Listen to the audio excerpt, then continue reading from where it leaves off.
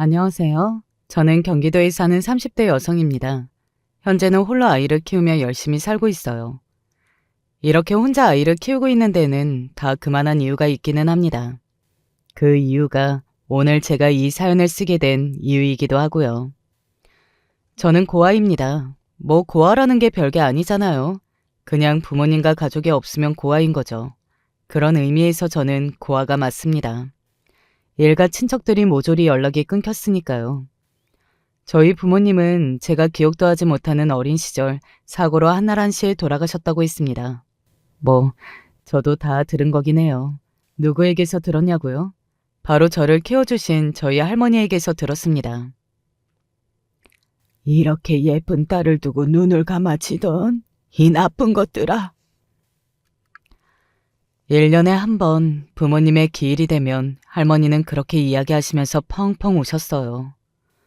어렸을 때는 할머니가 우니까 옆에서 따라 울었고 어느 날은 서러워서 어느 날은 정말 슬퍼서 울기도 했네요. 서러웠던 날은 남들이 다 있는 부모가 나에게 없음이 와닿았던 날이었고 슬펐던 날은 부모가 없는 내 인생이 불쌍해서였던 것 같아요. 하지만 저는 괜찮았습니다. 그냥 하는 말이 아니라 정말로 괜찮았어요. 때때로 힘들고 고통스러운 날들이 있었지만 저에게는 할머니가 있었기 때문에 다 이겨낼 수 있었습니다. 정말로 저에게는 세상에서 가장 소중한 그리고 존재만으로도 큰 힘이 되는 가족이었어요. 아니, 할머니는 저에게 가족 그 이상이었던 것 같아요. 그냥 저의 모든 것이라고 봐도 무방했던 것 같습니다. 할머니를 위해서 정말 열심히 살았어요. 좋은 성적을 받아오면 활짝 웃으셨기 때문에 저는 좋은 성적을 받기 위해 노력했고 말을 잘 들으면 흐뭇해 하셨기 때문에 언제나 할머니의 말을 잘 들었습니다. 그 덕에 저는 정말 잘 자랐어요. 그리고 할머니도 어딜 가나 이런 말씀을 들으셨습니다. 아니 어떻게 혼자 손녀를 키우면서 이렇게 잘 키우실 수가 있어요. 그러게나 말이야. 내가 본 그 어떤 자식들보다도 잘 자랐어. 예쁘지, 착하지, 예의 바르지. 공부 잘하지. 무슨 복인지 몰라. 표현을 안 하셔도 그런 말을 들으시면 내심 뿌듯해 하신다는 것을 알고 있었어요. 그게 제 원동력이었습니다. 할머니가 행복해하는 것, 그리고 할머니에게 자랑스러운 손녀가 되는 것 말입니다. 그리고 저는 언제나 그것을 잘 지켰어요. 저희 아빠는 외동아들이었거든요. 그래서 할머니에게 다른 가족이 없었습니다. 언젠가 이런 이야기를 하셨던 게 기억이 나네요. 형제 자매도 없고 가족이라고는 네 애비 하나뿐이었는데 아들도 이렇게 앞세울 줄은 몰랐다. 너 아니었으면 나도 이 세상 사람이 아니었을 거야. 그러니 너무 고마워하지 말거라. 나도 네 덕에 산 것이나 다름없으니까. 그렇게 할머니와 저는 서로의 삶의 이유였습니다.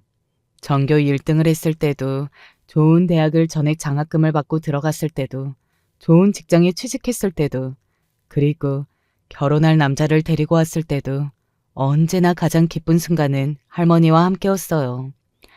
예외 없이 말입니다. 그리고 저는 그게 영원할 거라 생각했습니다. 왜 그랬을까요? 모든 건 영원한 게 아닌데 말이죠. 그나마 다행인 거 한 가지는 그래도 할머니가 제가 결혼하는 것은 보고 돌아가셨다는 것입니다. 다 실패해서 지금은 이렇게 되어버렸지만 그래도 제가 결혼하는 모습을 할머니 생전에 보여드렸다는 거 하나만으로도 그 결혼은 저에게 의미가 있기는 해요. 물론 쓰레기 같은 자식이 아니었다면 더더욱 좋았겠지만요. 이제 그 쓰레기 같은 새끼의 이야기를 조금 해볼까 합니다. 실질적으로는 이 사연의 주인공이라고 볼 수 있겠네요. 그 새끼 때문에 제가 이 사연을 쓰게 된 거니 말입니다. 남편은 의사였습니다. 그것도 저희 할머니가 다니는 병원의 의사 말이죠. 할머니는 늘 자신이 다니는 병원의 의사 선생님이 인물도 좋고 성품도 너무 좋다고 그런 손주 사이를 보고 싶다고 말씀하셨었거든요. 저는 그분에게 신뢰가 되니 그런 이야기는 하지 말라고 매번 할머니를 말렸고요. 혹시 홍씨 할머님 소녀분 되시는 분이신가요? 남편은 저를 한눈에 알아봤다고 했습니다. 물론 병원 내부이기는 했지만 그래도 모르는 사람을 그렇게 알아보는 일이 쉬운 일은 아니잖아요. 네, 그런데 어떻게 아셨어요? 할머니께서 늘 이야기해 주시던 모습 그대로신데요. 할머니가 하신 말씀이 단번에 이해가 되는 순간이었습니다. 정말 괜찮은 사람이구나. 할머니가 왜 그렇게 손주 사이 삼고 싶다고 하시는 줄 알겠다 하는 건 말입니다. 그렇게 느꼈던 건 아마도 제가 첫눈에 남편에게 반했기 때문이기도 했겠죠. 네, 저는 남편에게 첫눈에 반했습니다. 하지만 마음을 표현하기는 조금 어려웠어요. 남편은 의사였고 얼핏 듣기로는 굉장히 좋은 집안에서 나고 자랐다 하는 이야기를 들었거든요. 그런데 저는 집안 사정이 사정이니만큼 조심스러웠고요. 그러던 어느 날이었습니다. 나한테 고백은 대체 언제 할 거예요? 남편의 그 질문 같은 고백에 심장이 쿵 하고 내려앉았던 기억이 나네요. 정말 제 인생에서 가장 설레고 기뻤던 날을 꼽자면 전교 1등을 했을 때도 아니었고 좋은 대학에 그리고 좋은 직장에 다닐 때도 아닌 바로 그 순간이라고 이야기할 정도로 말입니다. 남편도 저를 좋아하고 있었다고 했습니다. 제가 본인을 좋아하는 건 티가 너무 많이 나는데 언제 고백할까 기다렸다고 말이죠. 그런데 하도 그런 말이 없으니 참지 못하고 결국 자신이 이야기한다면서요. 그날 이후로 남편과 꿈만 같은 연애가 시작되었습니다. 처음에는 조심스러웠어요. 아무래도 의사와 보호자의 만남인 거잖아요. 할머니가 입원해 계신 건 아니었지만 그래도 말입니다. 그리고 시간이 더 지나서는 저도 모르게 이런 생각을 했던 것 같아요. 어차피 결혼할 사이도 아닌데 소문나봐야 좋을 것도 없지 뭐 하는 생각 말입니다. 남편과 같이 좋은 조건, 좋은 직장, 한마디로 모든 것을 갖춘 사람이 저 같은 여자와 결혼할 리 없다고 생각했거든요. 물론 남편을 사랑했고 남편도 저를 사랑한다고 믿었지만 결혼은 현실인 거잖아요. 그래서 저는 남편과 결혼하게 될 거라고는 생각도 해보지 않았었습니다. 당연히 할머니에게도 말하지 않았고요. 할머님한테 내 이야기 안 했어? 어? 그건 왜? 모르시는 것 같아서. 아, 어. 왜 말 안 했는데? 그냥 할머니가 괜히 기대하실까 봐. 뭘? 어르신들은 연애하면 다 결혼할 걸로 생각하잖아. 너 나랑 결혼 안 할 거야? 남편의 그 말에 또 한 번 심장이 쿵 하고 떨어졌던 것 같네요. 어? 나랑 결혼 안 할 생각이냐고? 거기까지는 생각 안 해보고 만나는 거야? 나랑 연애만 하려고? 나 너무 섭섭한데. 심지어는 정말 실망한 것 같은 남편의 얼굴을 보면서 반대로 저는 너무나 행복했던 것 같아요. 제가 사랑하는 사람이 저를 생각하고 저와 함께할 내일을 그리고 있다는 게 그렇게 행복할 수 있는 일인가 하는 생각이 들 만큼 행복했습니다. 그날 이후로 저와 남편은 결혼에 대한 무언의 합의를 한 것이나 다름없었어요. 할머니께 인사를 갖고 시댁에도 인사를 갔습니다. 뭐 예상할 수 있으시다시피 당연히 시댁에서는 저를 무척이나 마음에 안 들어 하셨고요. 놀랄 것도 서운해할 것도 없는 일이었어요. 너무나 당연한 것이었으니까요. 뭐 누군가는 부모 없이도 이렇게 잘 자랐는데 그것만 보면 이보다 더 좋은 며느리감이 어딨냐고들 하겠지. 하지만 나는 옛날 사람이라서 그런 게 싫어. 양친이 다 살아계시고 정상적이고 화목한 가정에서 자란 며느리를 보고 싶다는 게 그렇게 큰 욕심이니? 내가 어디 원장 딸 데리고 오래? 아니면 하다못해 너랑 같은 의사를 데리고 오래? 그 말이 100번, 1000번 맞다고 생각했습니다. 그래서 저는 고개를 푹 숙이고 있었고요. 그 와중에도 남편과는 정말 헤어지고 싶지 않다고 생각했던 것 같아요. 그 당시에 제 인생에서는 남편을 빼놓고 다른 것을 생각할 수 없었습니다. 저는 이 사람보다 좋은 사람은 이 세상에 없다고 생각합니다. 이런 사람과 결혼을 하지 못하면 저는 아마도 평생을 후회하면서 살게 될 거예요. 어머니, 아들이 평생 후회하며 어머니를 원망하는 걸 보고 싶으신 건 아니시잖아요. 너 지금 나 협박하는 거니? 협박이 아니라 사실을 말씀드리는 겁니다. 남편의 그 단호한 태도와 제가 아니면 평생 혼자 살겠다고 선언한 덕에 시어머니는 오래 버티시지 못하고 결혼을 허락하셨습니다. 남편이 한다면 하는 사람이라 자신이 어떻게 할 도리가 없다고 고개를 저으시면서 말이죠. 그렇게 저와 남편은 결혼했어요. 물론 가장 행복한 건 저였지만 저만큼 행복해 보이는 한 사람이 있었습니다. 네, 바로 저희 할머니요. 행복해서 눈물이 난다는 게 바로 이런 말이구나. 그래. 할머니가 행복하니까 나도 행복해. 나는 이제 죽어도 여한이 없다. 없어. 죽는다는 그런 말 농담으로라도 하지 마. 오래 살아서 더더 행복해야지. 할머니, 증손주 보고 싶다고 했잖아. 할머니는 웃으셨어요. 정말 행복하게 말이죠. 그리고 얼마 되지 않아서 할머니는 이 세상을 정말로 떠나셨습니다. 진짜 너무나 거짓말같이 말이죠. 그래서 그날 이젠 죽어도 여한이 없다는 그 소리를 뭔가 아시고서 하신 게 아닐까 생각했던 적도 있어요. 물론 아니긴 하겠지만요. 병을 발견하고 돌아가시기까지 고작 5개월이었어요. 급성 백혈병이라고 했습니다. 아마도 제 인생에서 가장 힘들었던 한순간을 꼽으라고 한다면 바로 그 순간이 아닐까 싶네요. 뒤에 저에게 일어났던 일들을 생각해보면 제가 이런 말을 한다는 건 정말 죽을 만큼 힘들었기 때문에 할 수 있는 말이라는 것을 아시게 되실 겁니다. 행복하게 잘 살아야 한다. 아들, 딸 많이 낳고 화목한 가정 이루고. 할머니 없으면 아무런 의미가 없어. 왜 의미가 없어? 너한테는 김서방이 새로운 가족인데, 그리고 나는 너에게 늘 좋은 가족을 만들어주고 싶었어. 그것만으로도 이 할미는 여한이 없다. 그런 말 하지 마. 할머니 안 죽어. 내가 꼭 살릴 거야. 하지만 할머니는 그 말씀을 하시고 얼마 지나지 않아서 세상을 떠나셨습니다. 한때는 이런 생각을 했던 적도 있었던 것 같아요. 늘 이야기하셨던 것처럼 빨리 아빠와 먼저 간 가족들을 보고 싶은데 저 때문에 이곳에 계셨던 게 아닌가 하는 생각 말입니다. 제가 행복해지는 것을 보시고 나서 후련하게 떠나버리신 게 아닌가 하는 그런 생각이요. 그런 생각이 드니 죄책감 같은 것이 밀려오더라고요. 내가 행복해서는 안 됐나? 결혼을 하는 게 아니었나? 그런 생각까지 들었을 정도였으니까요. 그래서 몹시 괴로웠습니다. 자책 아닌 자책도 하게 되었고 말이죠. 하지만 또 그걸 이겨낼 수 있게 옆에서 도와준 것은 다름 아닌 남편이기는 했어요. 내가 옆에 있잖아. 내가 당신 가족이야. 우리가 가족이야. 내가 당신이 살아갈 이유가 되어줄게. 응? 옆에서 계속 그렇게 말해주며 사랑한다 해주는 남편이 아니었다면 저 또한 이 세상 사람이 아닐지도 모르는 일이기는 해요. 이렇게 남편을 이가 갈리게 증오하고 미워하게 된 지금 시점에도 그 부분은 한편으로는 고맙게 생각하는 게 있기는 합니다.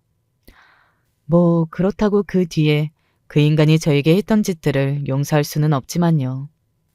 그리고 그 시기를 이겨낼 수 있었던 또 하나의 이유는 저에게 아이가 생긴 것이었습니다. 할머니가 그 시기에 아이를 갖게 되니 마치 할머니가 주신 선물인 것 같은 생각이 들더라고요. 그래서 저는 살아내야 했어요. 그것도 아주 건강하게 말이죠. 이를 악물고 살아냈습니다. 남편과 아이를 위해서 말이죠. 그리고 그러는 동안 마음이 실제로 더 나아졌던 것 같아요. 그러고 보면 정말 할머니가 주고 간 선물이 맞는 것 같기도 해요. 덜 외롭게 그리고 덜 아파하도록 말입니다. 그렇게 아이를 낳았습니다. 정말 너무나 예쁜 딸이었어요. 눈에 넣어도 안 아플 것 같다는 말이, 그리고 내가 아닌 타인을 이 정도로 사랑할 수 있다는 말이 그때 처음으로 온몸으로 와닿았던 것 같아요. 남편을 사랑하는 마음과는 또 다르더라고요. 그리고 생각했습니다. 할머니도 나를 볼 때 이런 마음이었겠구나 하고 말이죠.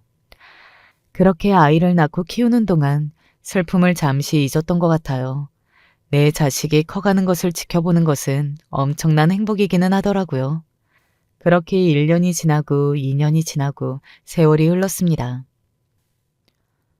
너는 애 하나 더 안 낳을 작정이니? 일부러 안 낳는 건 아닌데 안 들어서네요. 그러면 병원을 가보던가 노력을 해야 할 거 아니니? 성현이가 아들이면 모를까 딸을 낳고 하나도 안 낳는다는 게 지금 말이 되니?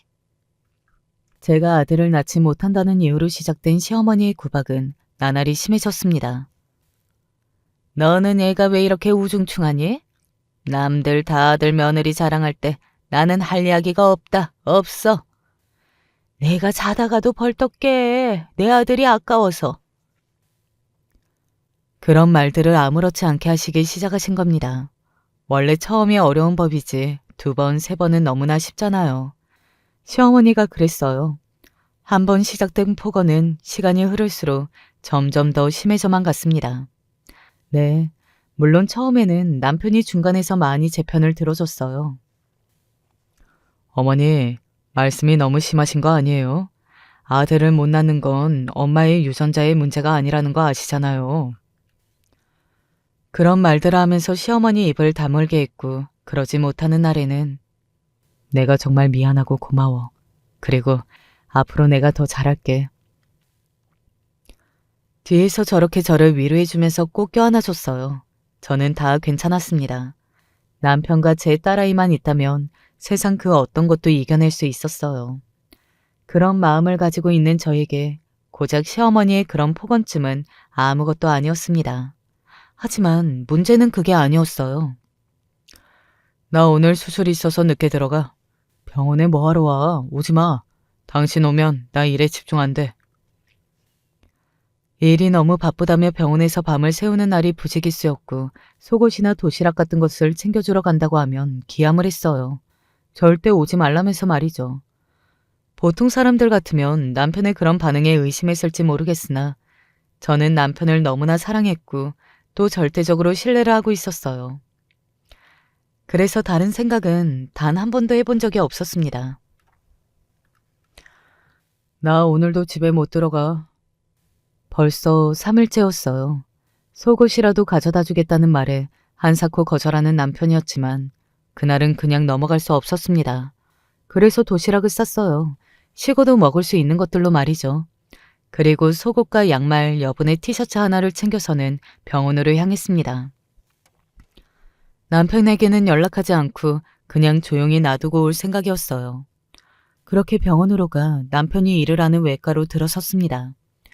예전에 한번 도시락 같은 것들을 가져왔던 적이 있어서 어디에 두면 되는지 알고 있었거든요.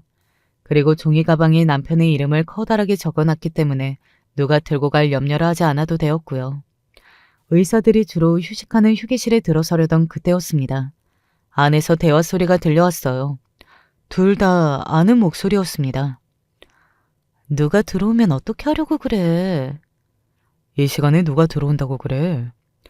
그래도 여기는 너무 위험한데? 하나도 안 위험해. 그리고 자기 원래 위험한 거 좋아하는 거 아니었어? 그래서 내가 좋다고 했잖아.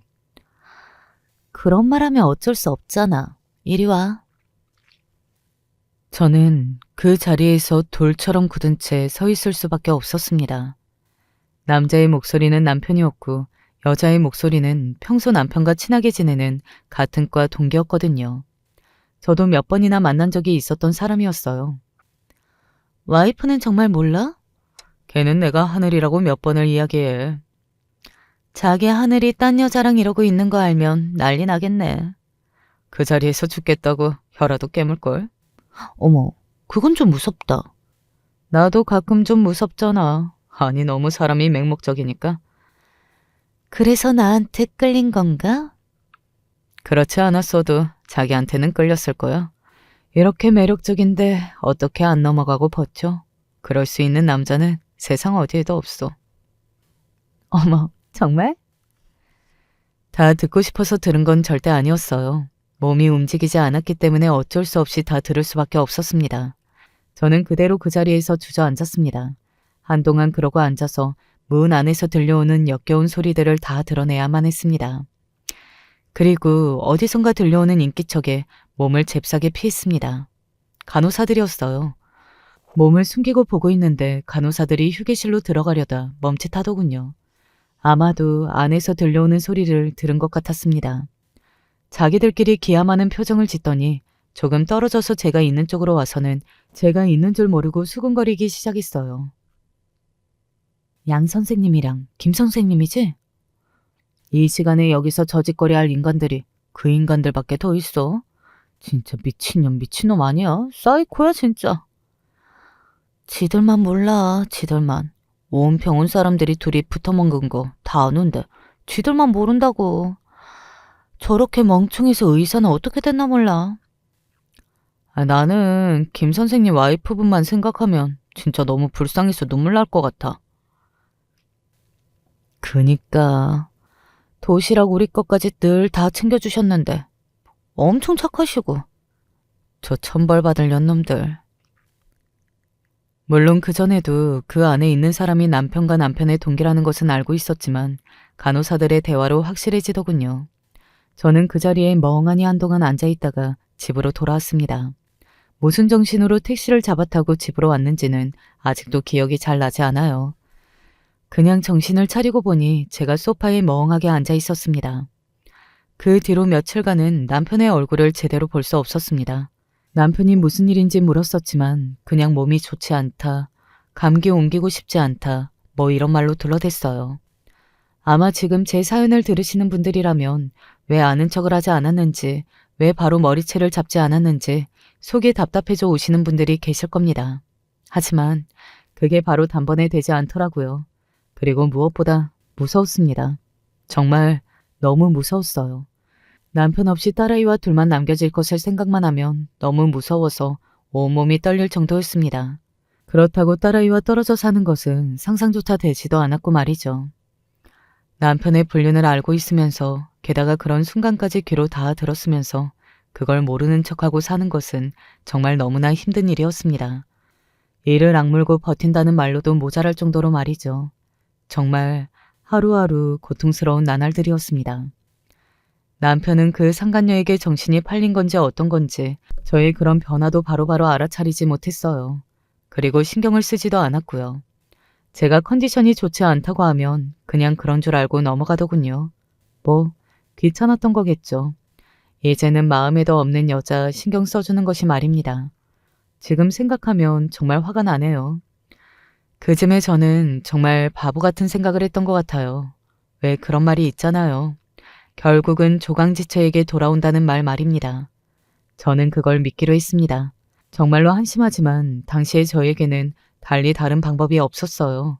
그냥 남편이 다시 저에게 그리고 딸아이에게 돌아오기만을 바랄 뿐 말입니다. 하지만 남편의 외도 행각은 점점 더 선을 넘어가고 있었습니다. 나 오늘부터 일주일 동안 세미나가. 세미나를? 이렇게 갑자기? 그렇게 오래? 갑자기 정해지고 그런 것도 있는 거야. 당신이 뭐 말을 하면 알아? 누구랑 가는데? 말하면 그것도 알아? 명백한 무시였어요. 이렇게 해도 너는 나를 의심할 수 없어. 혹은 의심한다고 하더라도 너는 나에게 아무 말도 할 수 없어 하는 무시 말입니다. 그리고 저는 또 남편의 예상대로 행동했고요. 병신같이 상간녀의 여행을 가는 짐을 싸주는 집 말입니다. 얼마나 울었는지 몰라요. 그 일주일간 말입니다. 머릿속으로 그 두 사람이 무슨 짓을 하고 있었을지가 계속 상상이 되어서 정말로 그때 남편이 말했던 것처럼 혀를 깨물고 죽고 싶은 심정이었어요.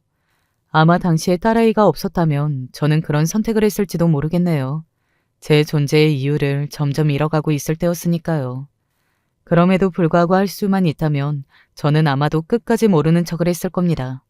하지만 그럴 수 없었어요.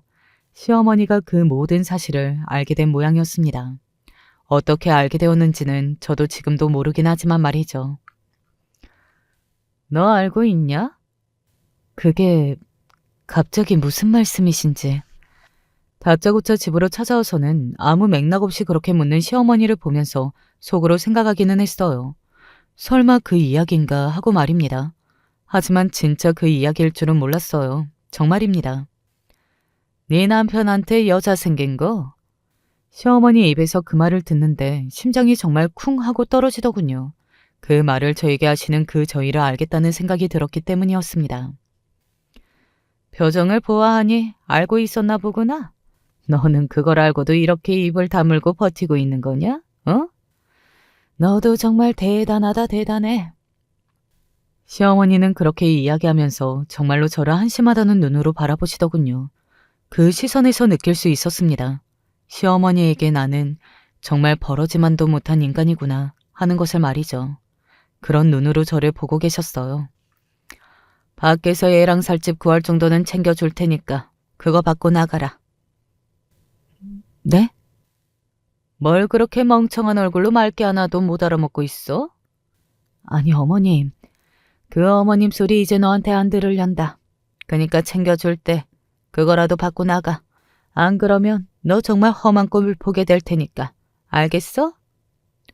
어머님, 그렇게 부르지 말라니까. 시어머니는 자신을 애타게 부르는 저를 향해 그렇게 소리를 지르고는 그대로 집을 나갔습니다. 저는 한동안 그 자리에서 이게 지금 무슨 상황인 건지 생각했던 것 같아요. 아마 들으시는 분들도 굉장히 놀라셨을 걸로 생각합니다. 아들의 불륜을 알고서 모르는 척을 하고 있던가 아니면 며느리에게 미안하다고 하러 온 것이 아닌 쫓아내려고 찾아와 큰 소리를 지르는 시어머니는 흔하지 않으니까요. 그런 일을 겪고도 저는 그 집을 나올 수 없었습니다. 용기가 나지 않았어요. 지금 생각하면 저 자신이 너무 등신 같고 바보 같지만 당시에는 그랬어요. 어머니 다녀가셨다며?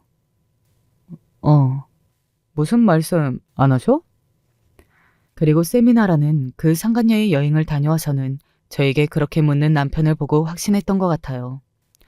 남편은 자기 손으로는 저를 쫓아낼 수 없어 자신의 어머니의 손을 빌리고 있다는 것을 말입니다.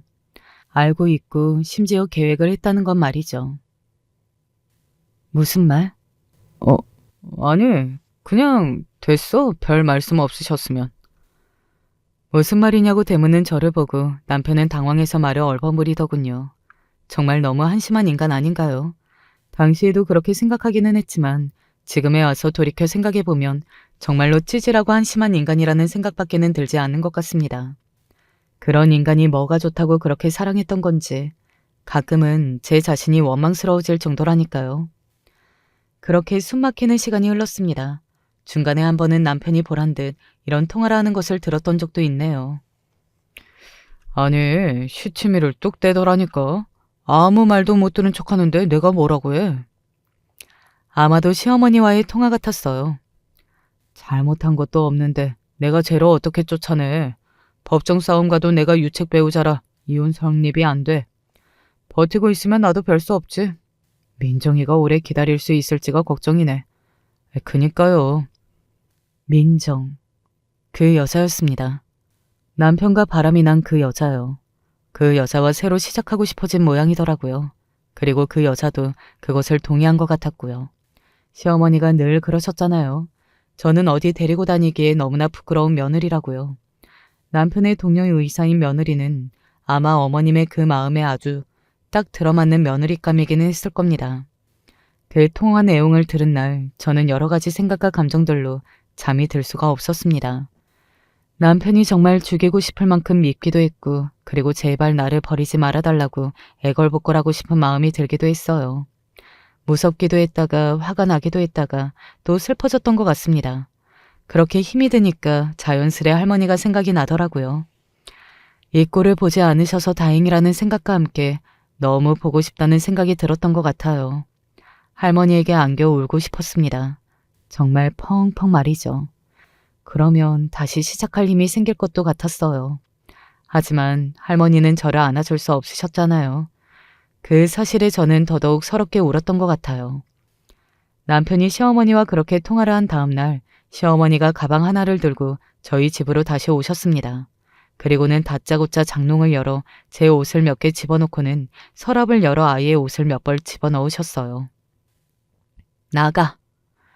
그리고서는 그 가방과 봉투 하나를 저에게 던졌습니다. 어머니, 이게 무슨... 말로 할 때 알아들었으면 좀 좋아? 왜 꼭 내가 이렇게까지 하게 만들어? 너는 하나부터 열까지 어쩜 이러니? 어? 그렇게 말해도 제가 눈물만 흘릴 뿐 움직이지 않자 이번에는 제 머리채를 잡으셨어요. 그러고는 현관문 쪽으로 저를 끌며 소리쳤습니다. 나가라고! 내 아들 앞길 그만 막고 나가라고! 그 순간이었습니다. 잠들어 있던 딸아이가 그 소란에 눈을 비비며 거실로 나왔어요. 엄마. 그 순간 저는 제 머리 위로 얼음장같이 찬물이 쏟아지는 기분이 들었습니다. 정신이 번쩍 들더라고요. 아이에게 이런 모습을 보여줄 수 없었어요. 저는 그 자리에서 벌떡 일어났습니다. 그리고 시어머니를 향해 말했어요. 나갈 테니까 잠시 짐 더 챙길 시간을 주세요. 그리고 애 앞에서 소리 지르지 마세요. 지금부터 소리 지르시면 저 병원 가서 1인 시위합니다. 아시겠어요? 제 그 단호한 얼굴에 시어머니는 순간 놀란 건지 아니면 겁을 먹은 건지 입을 다물기는 하더라고요. 그리고 저는 그런 시어머니를 한번 노려보고서는 다시 안방으로 들어와 필요한 짐을 챙겼습니다. 그리고 돈이 되는 것들도 가방에 쑤셔 넣었고요. 일단 오늘은 더 이상 소란 피우고 싶지 않아서 나가는데 이대로 끝은 아니에요. 정식으로 이혼 소송할 겁니다. 위자료고 뭐고 다 받을 거고요. 아시겠어요? 제 그 낮고 단호한 목소리의 시어머니는 아무 말도 하지 못하고 저를 노려보고만 있었습니다. 아마 정말로 제가 남편의 병원으로 가서 무슨 사고라도 칠 것 같아서 겁을 먹은 것 같았어요.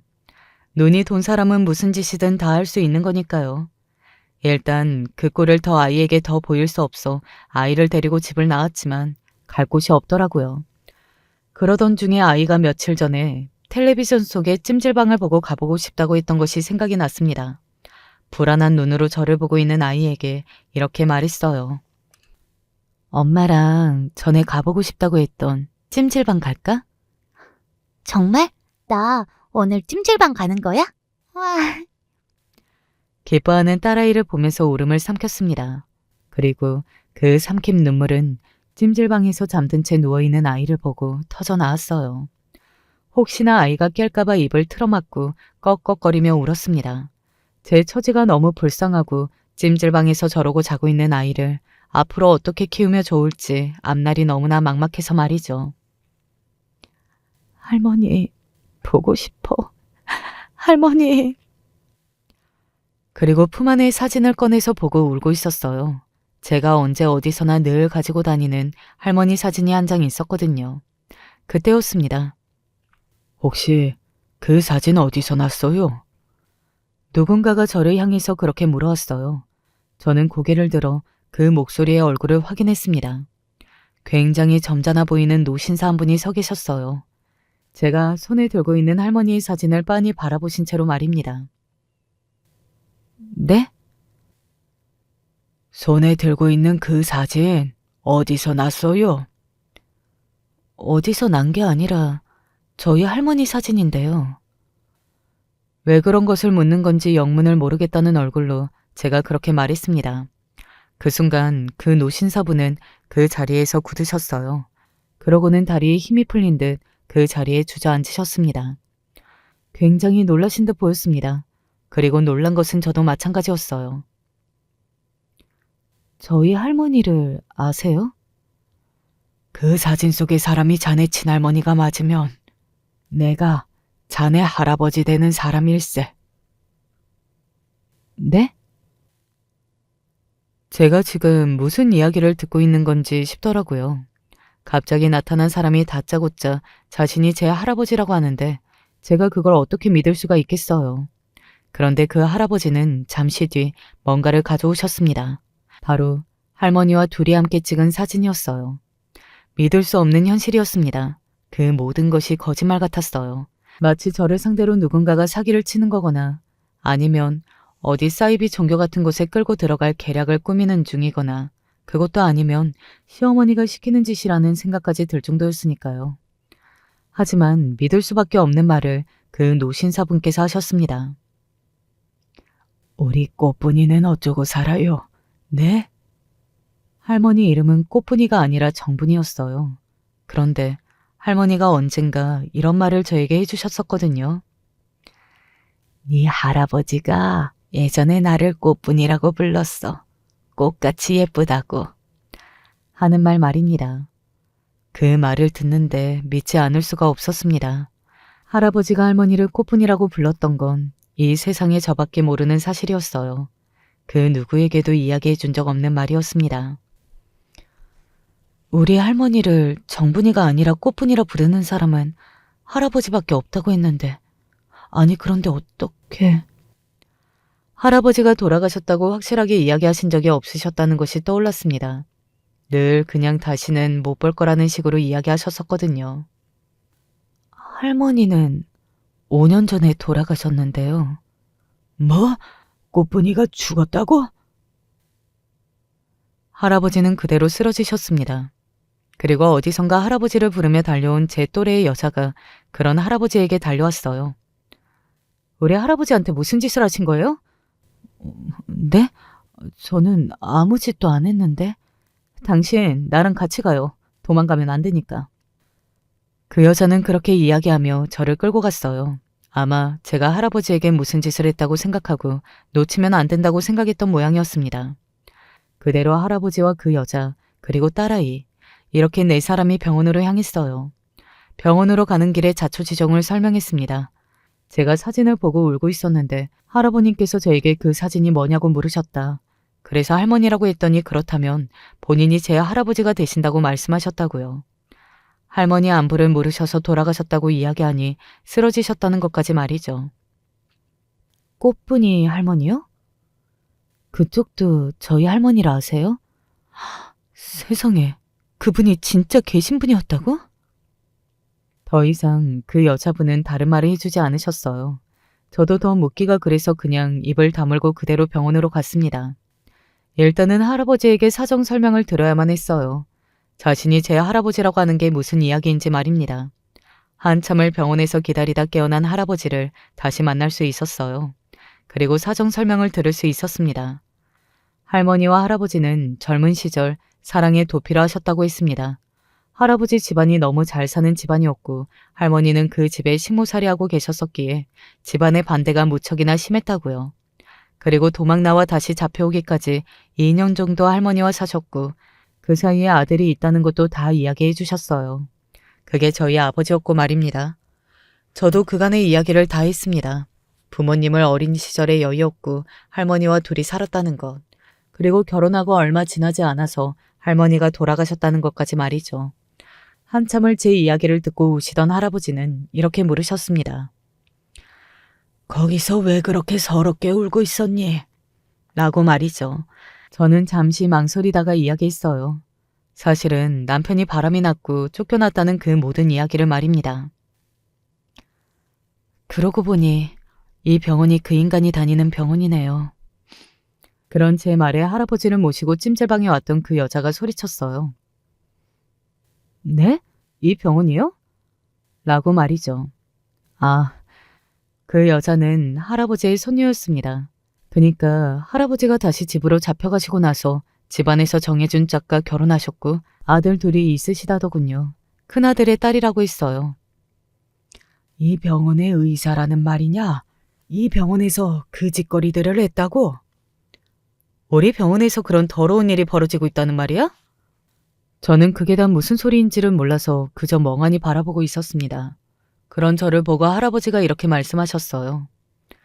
아무래도 꽃분이가 하늘에서 보다 못해 너를 나한테 보내줬나 보다.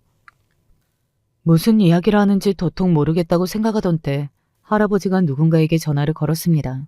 그리고 얼마 지나지 않아 하얀 가운을 입은 그 병원의 의사들이 오르르 할아버지의 병실로 들어왔어요. 그리고 그 의사들이 모두 할아버지를 향해 꾸벅 고개를 숙이고 인사를 했습니다. 저는 그 광경을 멍하니 그저 바라만 보고 있었어요. 외과 누구라고 했지? 네? 그 개자식 이름? 할아버지의 그 외침에 저도 모르게 남편의 이름을 이야기했습니다.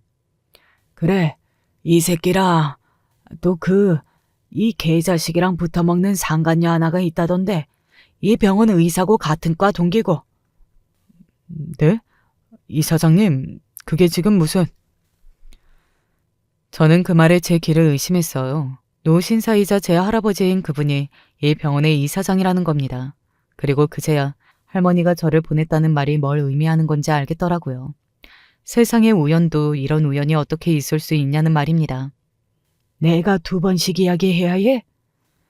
낮게 이야기하시니 엄청 무섭더라고요. 의사들은 발빠르게 움직였고 10분도 채 지나지 않아 제 앞에 남편과 그 상간녀가 잡혀왔습니다. 남편과 그 상간녀는 정말 하나도 영문을 모르겠다는 얼굴들이더군요. 이 2 연놈, 당장 병원에서 쫓아내요. 나는 내 병원에서 그런 짓을 하는 의사들을 둘 생각이 없으니까. 남편과 상간녀는 당연히 엄청나게 당황했어요. 그리고 남편은 할아버지 옆에 있는 저를 보고서는 제가 무슨 짓을 한 줄 알았나 보더라고요. 그 전에 시어머니에게 1인 시위를 하겠다는 등 그런 소리를 했으니 아마 더 그랬을 겁니다. 저 여자 미친년이에요. 어디서 헛소리를 듣고 와서는 모함하는 거라니까요. 제가 버티다 못해 이혼하자고 했더니 말도 안 되는 소리를 하고 다니는 겁니다. 저는 억울해요. 기가 막혔습니다. 쓰레기 같은 새끼라는 걸 알고 있었지만 새삼 또 놀라게 되더라고요. 제가 뭐라고 이야기하려던 찰나 할아버지가 엄청나게 큰 소리로 버럭 소리를 지르셨어요.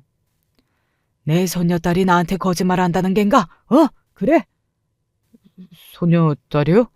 그게 무슨... 남편이 놀라서 입을 어버버거릴 뿐 다른 말을 하지 않았습니다.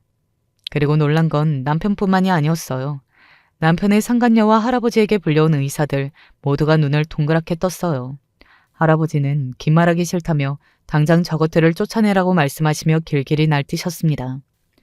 그날은 지금 다시 돌이켜 생각해봐도 모든 게 꿈만 같아요. 아니 사실은 지금도 꿈인가 싶은 생각이 들기는 합니다. 어떻게 그런 일이 있을 수 있느냐고요. 아마 들으시는 분들도 믿기 힘드실 걸로 생각해요. 저도 그런데요 뭐. 상황은 빠르게 정리가 되었습니다.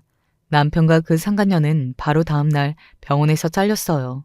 뭐 그간 병원 내에 소문이 파다하게 돌고 있었던 것이 그들을 자르는 데 좋은 명분이 되기는 했을 겁니다.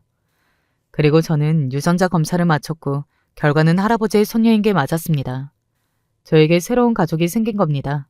결과가 나오고 혹시 반겨주지 않으면 어쩌지 하는 걱정을 했거든요. 당연히 저로서는 그럴 수 있잖아요. 할아버지의 첫사랑의 손녀인 건데 말이죠. 하지만 걱정과는 달리 모두들 친절하게 잘해주셨어요. 저에게는 새 집도 생겼고요. 물론 굉장히 살갑게 대해주시지는 않으시지만 갑자기 나타난 가족에 대해 적응할 시간이 필요하다고 생각합니다. 사실 그건 저도 그렇고요. 아직 모든 것이 얼떨떨하거든요. 하지만 그 와중에도 착착 진행되는 일이 있기는 해요. 바로 남편과의 이혼 절차입니다. 남편은 당연히 빌려왔어요. 그 상간녀도 함께 말이죠.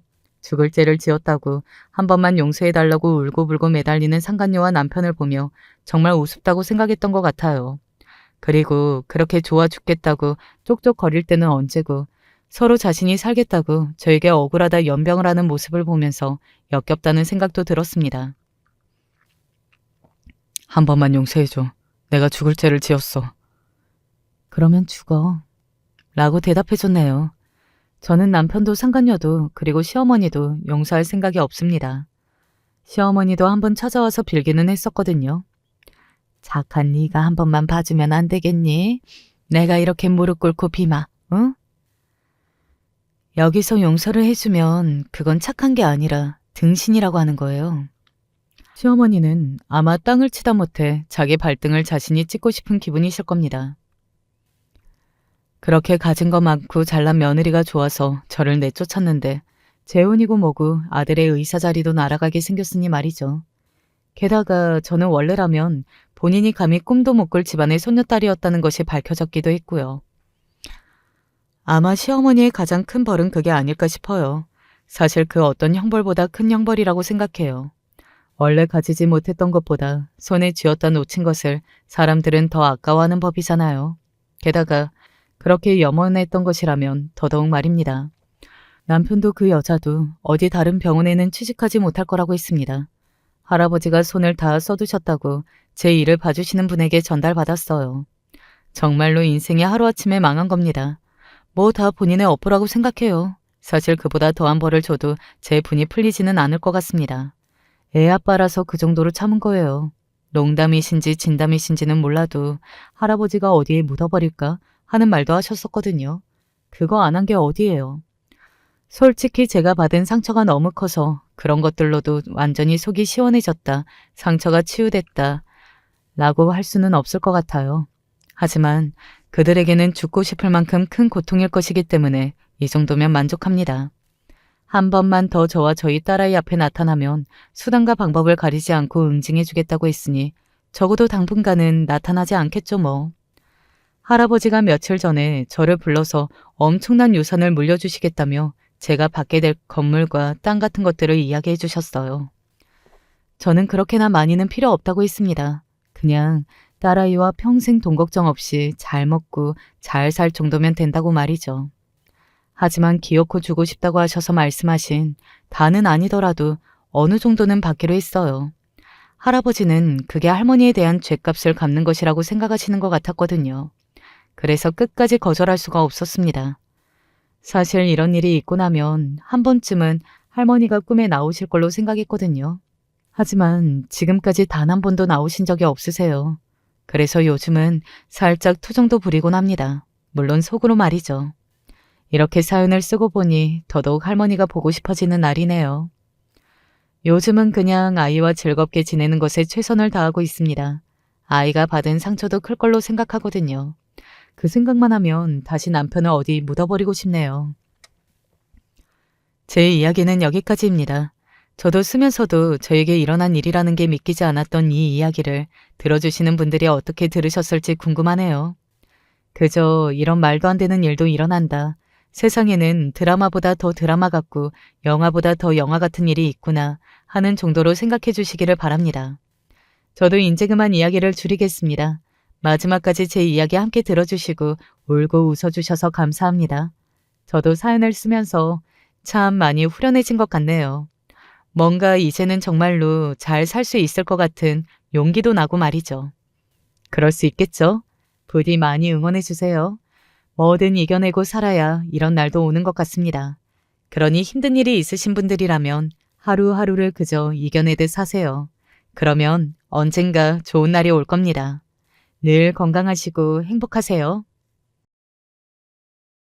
안녕하세요. 저는 경기도 시흥시에서 시어머니를 모시고 살고 있는 52살 아줌마 최윤숙이라 합니다. 오늘은 날씨도 우울하고 얼른 진정한 봄이 오길 바라는 마음으로 여기에 따뜻한 소식을 풀어볼까 하여 글을 쓰게 되었습니다. 부디 끝까지 들어주셨으면 좋겠어요. 저는 시어머니를 모시고 산지 꽤 되었습니다. 벌써 20년이란 세월이 지났네요. 보통 부부들이 사는 세월을 어머니와 함께 산 것 같네요. 저는 친정 어머니가 아닌 시어머니를 더 어머니처럼 생각하며 살려 했어요. 제 친정 어머니는 제가 어렸을 적 저를 낳다 돌아가셨습니다. 당시엔 산부인과가 많지도 않았고 제가 나고 자랐던 시골엔 딱히 병원이랄 곳이 없었어요. 이따 해도 읍내로 나가야 했으니 차로 1시간은 가야 했지요. 그래서 저희 어머니는 저를 낳다 적절한 치료도 받지 못하고 돌아가셔야 했어요. 그래서 제겐 어머니에 대한 기억이 아예 없었습니다. 남들이 말하는 어머니의 따뜻한 손길이나 어머니가 주시는 웃음이나 잔소리, 흔한 음식 냄새 같은 것들이 없었어요. 그래서인지 저는 항상 어머니라는 존재가 그리웠어요. 다른 아이들이 나 엄마가 오늘 데리러 오기로 했어 라고 하거나 엄마가 머리 따주셨어 라는 말을 할 때 저는 할 말이 없었어요. 그저 친구들을 부러운 눈길로 바라봐야 했어요. 어느 날은 여자애들 고무줄을 툭 하면 끊어놓곤 했던 짓궂은 남자애가 저한테 그러더군요. 쟤는 엄마가 없대. 그 남자애의 말 이후로 초등학교 6년 동안 제 별명은 엄마 없는 애였어요. 뭐만 하면 엄마 없는 불쌍한 애. 그런 애니까 함부로 대해도 돼. 라는 말 따위를 들었죠. 그래서 어렸을 때도 참 어머니라는 이름을 생각하면 슬픈 기분이 찾아오곤 했어요. 그리고 그럴 때면 모래바닥에 제가 꿈꾸던 어머니 얼굴을 그리며 혼자 시간을 보내곤 했었습니다. 저를 키워주신 저희 할머니는 제게 네가 어머니를 잡아먹고 컸다고 종종 푸념하듯 얘기했어요. 전 그런 할머니의 소리를 받으며 자란 터라 항상 제가 나쁜 애가 된 것 같았어요. 뭔가 죄를 짓고 사는 것 같았죠. 엄마를 잡아먹고 큰 나쁜 아이라서 언젠가 어른이 되면 벌을 받으며 살지도 모른다고요.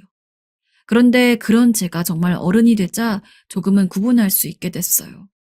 그건 어쩔 수 없는 사고였고 제가 잘못한 게 아니며 어머니는 어쩌면 저를 낳는 순간에 행복해 하셨겠다는 생각까지도 하게 됐지요. 그래서 우울했던 청소년기를 지나 다행히 조금은 건강한 어른으로 성장하게 됐습니다. 하지만 그런 제가 남편을 만나고 시어머니를 만났을 땐 잊고 살던 감정이 찾아오는 것 같았어요. 옛날에 어린 시절 느꼈던 감정이요. 어머니란 존재에 대한 깊은 그리움과 채워질 수 없는 결핍 같은 것들이요. 절 낳아주신 부모님은 아니었지만 가족이 된 만큼 시어머니의 존재는 제게 어머니 같았어요. 어찌나 어머니를 좋아했는지 지금도 남편은 제게 그때만 생각하면 마치 제가 어머니가 어딜 가든 졸졸 따라다녔다고 해요. 어머니가 시장에 가면 굳이 따라가서 가방을 들어드리고 어머니와 미주알 고주알 얘기를 주고받기 위해 시끄럽게 혼자 떠들고 쉽게 웃지 못하는 성격인데도 웃고 그랬어요. 그러면 어머니는 왜 여기까지 따라왔냐? 저를 타박하시면서도 제게 떡볶이나 튀김 같은 것들을 사주시곤 했어요. 그리고 건강에 좋은 거 먹어야 한다며 비싼 홍삼과 인삼까지 챙겨서 꼭 집으로 보내셨습니다. 저는 남편보다 어머니가 좋았어요. 자식을 낳았을 때도 옆에 있어주신 거는 어머니였어요. 제가 자식을 낳고 힘들어할 때 옆에서 산후조리를 도와주시고 미역국을 챙겨주시고 제 아픈 몸을 주물러 주신 건 어머니였어요. 남편이 아니었어요. 아이를 낳고 혼미한 정신 속에서 저는 그런 어머니를 보며 우리 어머니가 내 처지가 가여워서 하늘에서 이런 시어머니를 보내주셨나 보다 생각했어요. 가세가 기울어서 제가 식당에 나가 일을 해야 했을 때도 어머니께서 자식을 다 키워주고 돌봐주셨습니다. 어머니들 눈에야 당연히 손주가 이쁘겠지만 시어머니는 더욱 제 자식들을 아껴주셨어요. 덕분에 저는 마음 놓고 일을 할 수 있었습니다. 어머니랑 김장김치를 담그고 어머니와 드라마를 보며 웃고 떠들고 어머니가 좋아하는 홍시를 챙겨다 드리고 그러면서 저는 어머니를 점점 의지하게 되었던 것 같아요. 어머니와 함께 사는 게 아주 불편하지 않았다면 거짓말이었겠지만 그런 불편함보다는 어머니가 있어 더욱 안정감을 느꼈고 행복했어요. 어머니도 종종 손주 보느라 내가 늙어간다는 푸념을 하시곤 했지만 그렇다고 한 번도 제 부탁을 거절하신 적은 없었죠. 그런데 정말 제가 어머니를 더욱 지극히 생각하게 된 건 아팠을 때예요. 건강만큼은 챙기며 살아왔다고 생각했는데 갑자기 어느 날 받은 건강검진에서 자궁에 큰 혹이 자리 잡고 있어서 조직 검사를 해봐야겠지만 모양으로 봐서는 암일 가망성이 크다는 이야기였죠. 그 말을 듣는데 어찌나 눈물이 앞을 가리는지 저는 의사 앞에서 그만 엉엉 목을 놓아 울고 말았습니다.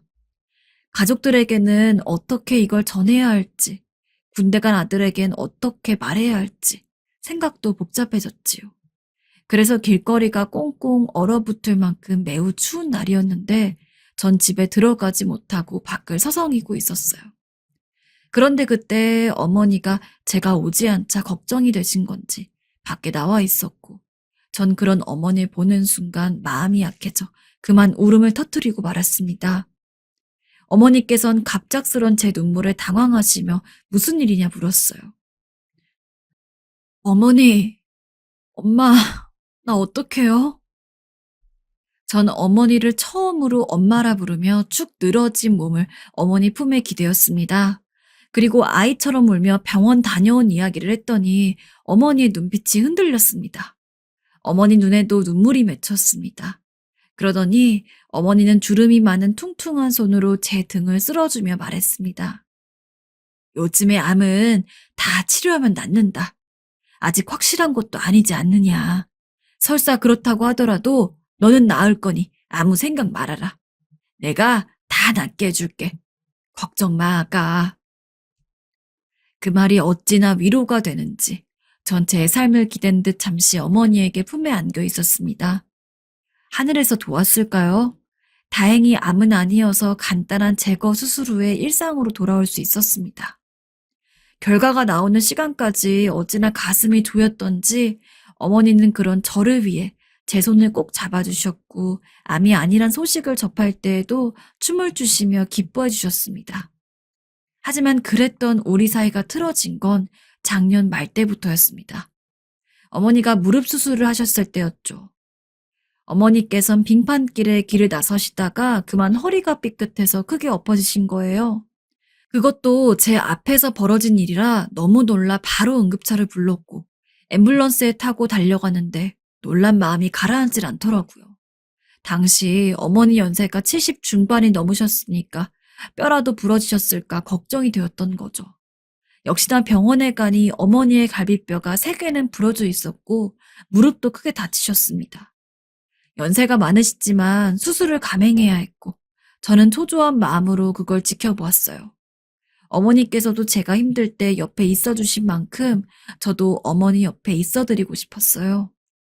하지만 남편은 어머니가 수술을 받고 상태가 언제 어떻게 안 좋을지 모르니 그런 말을 하더라고요. 사실 요즘 가게가 힘들어. 갑자기 남편이 내뱉은 말에 놀라 제가 남편에게 자세한 사정을 물으니 남편은 경기가 좋지 않아 장사가 잘 되지 않는다고 했어요. 그러면서 제가 지금 쓰고 있는 아르바이트생 대신에 가게에 나와달라고 하더라고요. 어쨌든 제가 나오면 인건비는 줄여질 수 있으니까요. 하지만 전 바로 어머니의 걱정이 됐어요. 그럼 어머니는 누가 돌보고요? 제 말에 남편은 잠시 고민하다가 그러더군요. 요양원에 보내드리자. 어머니 예전부터 요양원에 가시려고 모아놓으신 돈도 있으셔. 무슨 그런 말을. 어머니가 치매도 아니신데. 어머니 나이엔 언제든 치매 올 수 있어. 아니면 주간보호센터 같은 데라도 보내면 되지. 우리 나이에 더 이상 어머니 모시고 사는 거 힘들어. 너도 요즘 계속 이곳저곳 아프잖아. 안 돼. 어머니는 사교성도 없으셔서 그런 데 가시면 친구도 못 사귀고 외로워하실 거야. 답답해하시고 섭섭해하실 거라고. 같이 산 세월과 정이 있는지라 저는 누구보다 어머니를 잘 알고 있었어요. 전 곧바로 남편의 제안을 단호히 잘랐고 어떻게든 제가 모시겠다 말했죠. 하지만 인생은 제 뜻대로 뭐 하나 되지 않더라고요. 이번엔 제가 가게 일을 돕다가 기름이 튀어서 화상을 입고 만 거예요. 가변 화상은 아니었기에 계속 통원 치료를 받아야 했어요. 거기다가 남편의 가게 일은 계속 해줘야 하지. 몸이 2개, 3개라도 모자랐어요. 그러니 어머니 밥 챙겨드리고 집안일 하는 건 당연히 소홀할 수밖에 없었습니다. 정말 나이가 들었는지 아침에 일어나기만 해도 온몸이 돌에 눌린 것처럼 아프더라고요. 어머니께는 혹시 걱정하실까봐 그 무엇도 말하지 않았지만 속으론 남편의 가게 일을 앞으로 계속 도와준다면 어머니를 지금처럼 모실 수 있을까 의구심이 들더라고요. 텅 빈 집안에 혼자 있는 어머니를 생각하니까 그것도 마음 아팠고요. 그때 남편이 제가 부쩍 힘들어하는 걸 알았는지 슬쩍 다시금 물었습니다. 생각해봤어? 그리고 저는 화상 자국에 연고를 바르며 곰곰이 생각하다가 천천히 입술을 떼었어요. 당신 말도 맞는 것 같아. 차라리 어머니께서 주간보호센터 같은 곳이라도 가서 보살핌도 받고 친구도 사귀면 지금보다 더 낫겠지? 그럼 당연하지. 그렇게 하자. 하지만 전 그렇게 말하고 난 후에 어머니를 센터에 보내려던 마음을 고이 접었어요. 우선 남편의 가게 일이 다시 안정기에 접어들었고 치료를 다 받자 전처럼 어머니를 보살필 수 있었거든요. 그런데 수술을 받은 후에 어머니께서 무슨 심경에 변화가 있으셨던 건지 그때부터 말수가 줄어드시더니 제 얼굴을 쳐다보는 횟수도 줄어드시더라고요. 툭하면 자꾸 죽고 싶다고 하늘이 왜 나를 안 데려가는지 모르겠단 말씀을 하시기 시작했어요. 저는 그런 말을 들으면 속상하니까 제 앞에선 그런 말 좀 하시지 말라 했지요. 하지만 어머니는 그럴 때마다 벌컥 화를 내시며 너는 나처럼 안 늙어봐서 모른다고 나처럼 늙어보라 말했죠. 그때까지만 해도 저는 어머니께서 하시는 말들이 그냥 몸이 힘들어서 하는 말이겠거니 생각했어요. 그 정도로만 생각했어요. 그런데 어머니가 병원에서 집으로 돌아오신 이후 어머니는 그간 제가 아시던 분이 아니라 다른 사람으로 변하기 시작했어요. 행동이 먼저 달라지셨어요. 늘 새벽이면 일어나서 동네 어르신들과 산책을 하고 운동은 그리 열심히 하셨던 분이 갈비뼈가 붙을 때까지 기다려야 한다며 해가 중천에 걸릴 때까지 침대에서 일어나려 하지 않으셨어요.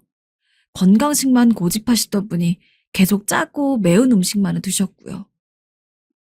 어머니, 너무 맵고 짠 것만 드시는 거 아니에요?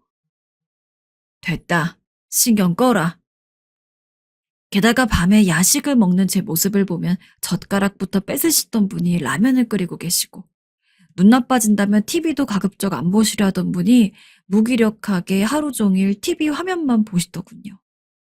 웃으시지도 않으시고요. 제 아들들도 군대에서 오랜만에 휴가를 나와 집에 왔는데 자기를 반기지 않는 할머니를 보고는 놀라서 제게 무슨 일이 있냐 물었지요. 엄마, 할머니 무슨 일 있어요? 왜 그러세요? 글쎄, 나도 모르겠다. 그러던 어느 날 어머니께선 급기야 방 안에 틀어박혀 제가 오든 남편이 오든 쳐다보지도 않으셨어요. 정말 저는 너무 걱정이 되었어요. 어머니께서 갑자기 도대체 왜 이러시나? 우리에게 말 못할 일이라도 계신 건가 싶었어요. 어느 날은 제가 그런 어머니의 모습이 답답하고 속상하여 남편에게 이야기했어요. 그러더니 남편은 한숨을 쉬다가 혹시 치매가 아닐까? 뭐라고요? 치매 오실 연세도 되긴 했잖아. 우리가 검사를 해봐야 하는 거 아니야? 남편의 얘기를 듣고 저 역시 덜컥 겁이 나더라고요.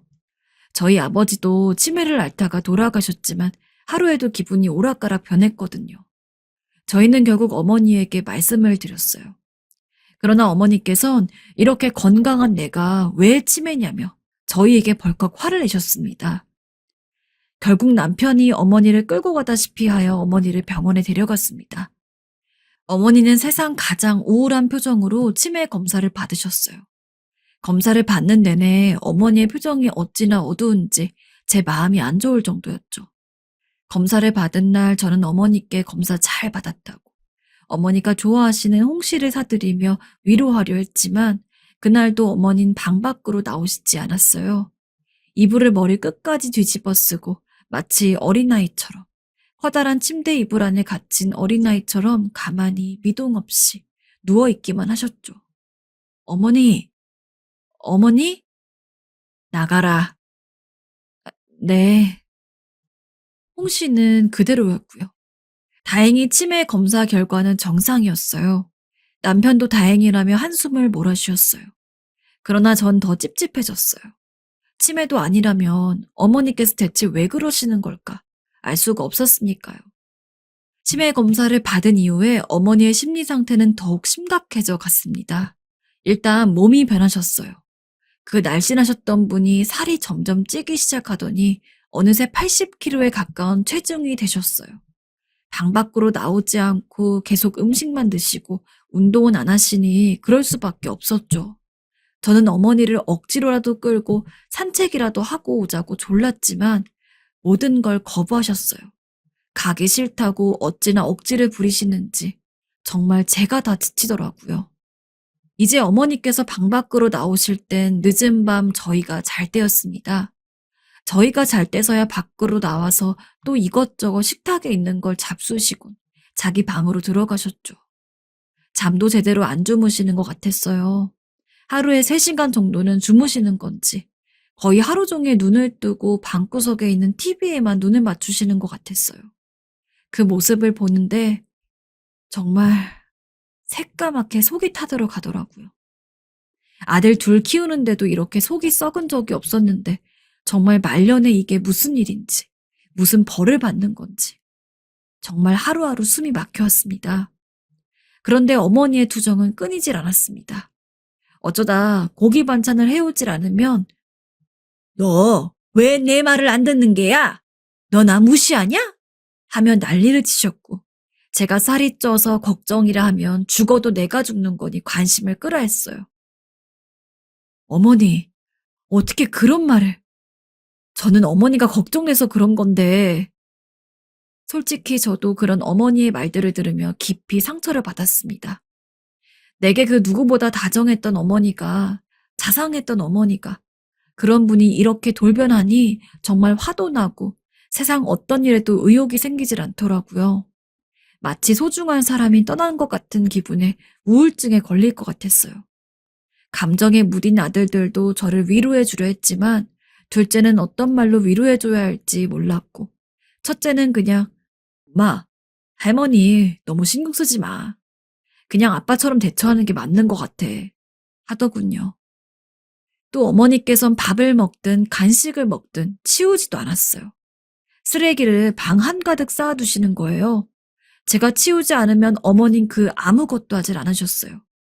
그러다가 제가 어머니 방에 들어가서 정리를 하려 하면 나가라고, 자기가 알아서 한다고 손도 못 대게 하는 겁니다. 나가라고 했잖니. 어머니, 안 하실 거잖아. 내가 한다니까요. 이게 어디서 나한테 반말에 바락바락 대들어? 저리 안 가? 이렇게 말해도 어머니는 저보고 자기한테 바락바락 대들지 말라며 어디서 시어머니에게 그따위 행동을 보이냐며 저에게 물건까지 던졌습니다. 정말 변해도 너무나 변한 모습이었습니다. 차라리 치매이면 나았을 것 같아요. 그리고 어느 날은 남편이 집에 들어와 제 얼굴에 멍이 있는 걸 보고 놀라서 무슨 일이냐 물어서 전 솔직히 대답했어요. 어머니 방에 들어가 쓰레기 좀 치우려 했더니 나가라며 옆에 있는 재떨이를 던졌다고. 남편은 그 말을 듣자마자 곧바로 어머니께 달려가서 정말 왜 이러시냐며 고함을 치고 난리를 쳤습니다. 제가 옆에서 그만두라 말려도 남편은 한번 화가 나면 멈추지를 못하는 다혈질이라 어머니께 이럴 거면 나가 혼자 사시라고 소리를 질렀죠.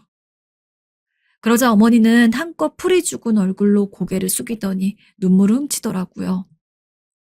자식 키워놨더니 아무 소용없네. 아무 소용없어. 내가 살아있는 게 죄야. 살아있어서 죄지. 내가 죽어야 하는데. 그렇게 말하시더군요. 그러니 저희가 뭐라 할 말이 있겠어요. 그냥 한숨 몇 번 쉬고 돌아서서 방으로 들어갔죠. 이젠 아무도 어머니와 대화하려 하지 않았습니다. 제대한 아들도 할머니를 보면 인상을 찌푸리며 피하기 바빴고 남편은 대놓고 한숨을 쉬었고 전 어머니가 또 사고를 치실까 싶어 어머니를 보며 전전긍긍했죠. 어머니 그렇게 점점 외로워지신 것 같았어요. 그러던 어느 날 저는 어머니가 왜 이렇게 변한 건지 묻기 위해 진지하게 대화를 시도하기로 했습니다. 어머니, 말씀해 주셔야 도와드릴 수 있어요. 대체 왜 변하신 거예요? 저희한테 섭섭하신 게 있으세요? 그러나 어머니는 그저 차갑고 서늘한 눈으로 저를 볼 뿐 아무 대꾸도 하지 않으셨어요. 오직 드라마 속 인물들만 보며 그들의 이야기만 듣고 계셨죠. 저는 무릎까지 꿇었습니다. 그러고 싶지 않았지만 간절하니 그렇게 되더라고요. 제발 입을 열어달라 이거랬습니다. 하지만 1시간이 지나도 2시간이 지나도 어머님 꿈쩍도 안 하셨고 전 결국 제 방으로 가서 엉엉 울며 감정을 토해냈죠. 그러던 어느 날 어머니께선 제게 왜 또 고기 반찬이 없냐 투정을 하시는데 전 그만 너무 속상해서 밥 좀 그만 드시라 소리를 내질렀습니다.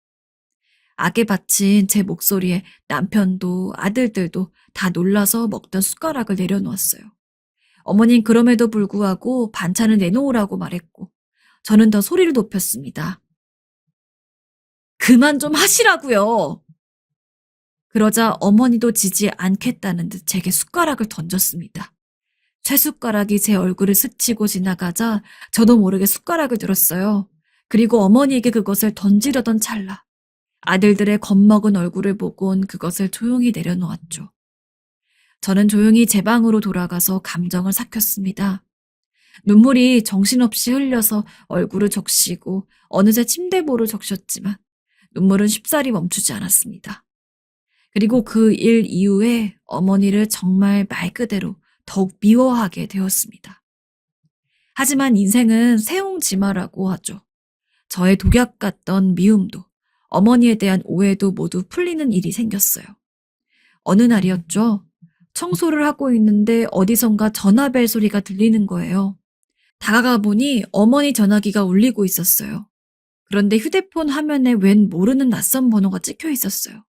친구가 많으신 분도 아니기에 더더욱 이상했죠. 일단 전화를 받았어요. 그런데 어떤 여자분의 낭낭한 목소리가 수화기 넘어 흘려들어오더군요. 안녕하세요. 우리 정신과입니다. 정신과?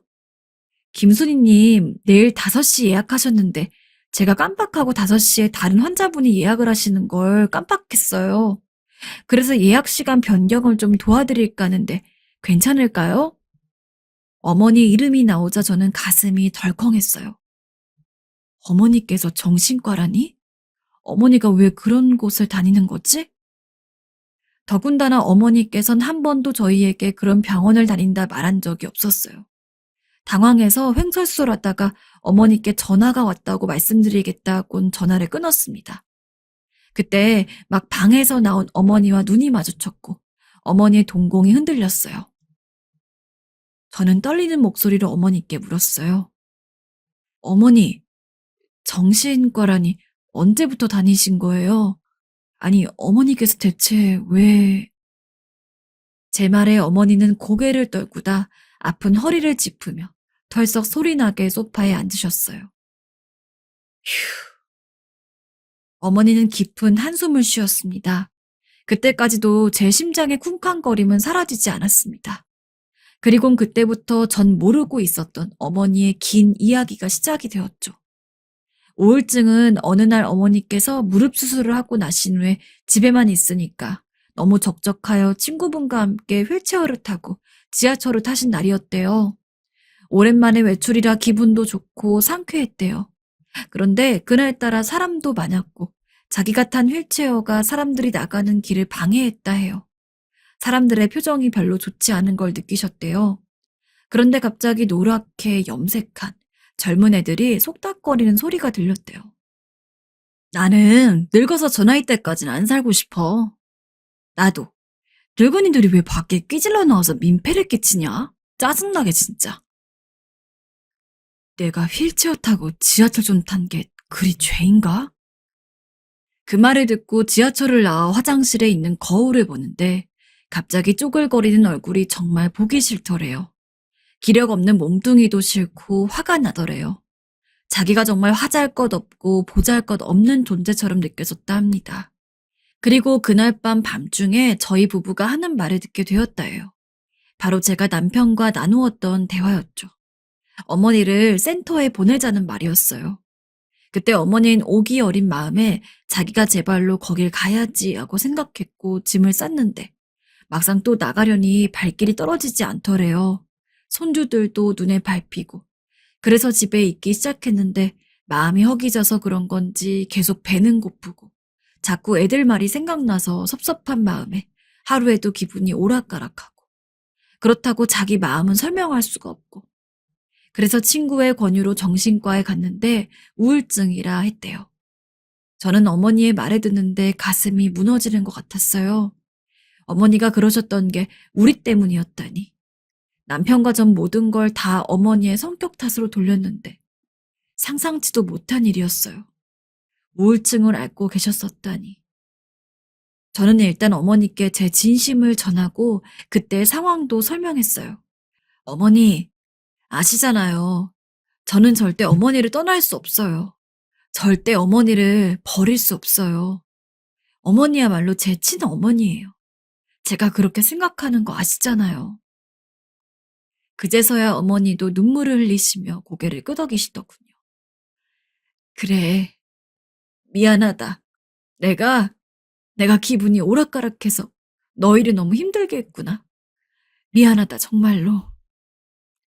저희는 그렇게 그날 눈물로 화해했습니다. 지금 저와 어머니가 어떻게 지내고 있을지는 짐작하고 계시겠죠? 저와 어머니는 지금 무척 잘 지냅니다. 서로를 더 잘 이해하게 되니 얼마나 더 좋아졌는지 몰라요. 남편은 그런 저와 어머니를 보며 누가 자식인지 모르겠다는 말을 하곤 합니다.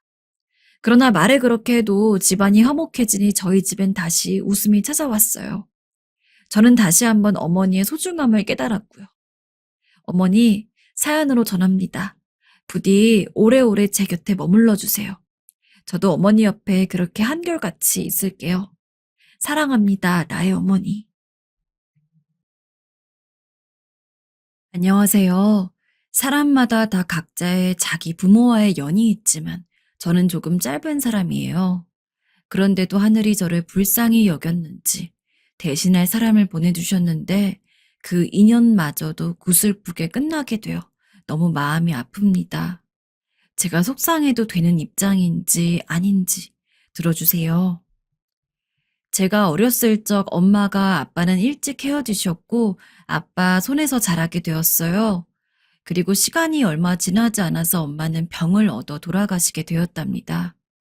이런 부족한 부분을 한쪽 부모님이 채워주시겠다고 무던히 노력했지만 여자에게 있어서 같은 여자 어른인 엄마의 존재가 무척 중요하더군요.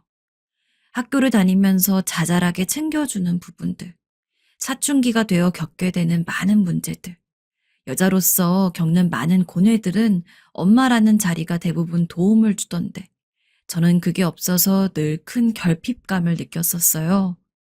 그렇게 저는 늘상 엄마가 있던 아이들을 부러워하는 마음이 한켠에 있었고 성인이 되어 직장도 다니고 하던 중에 한 인연을 만나게 되었습니다. 바로 지금의 남편인데요.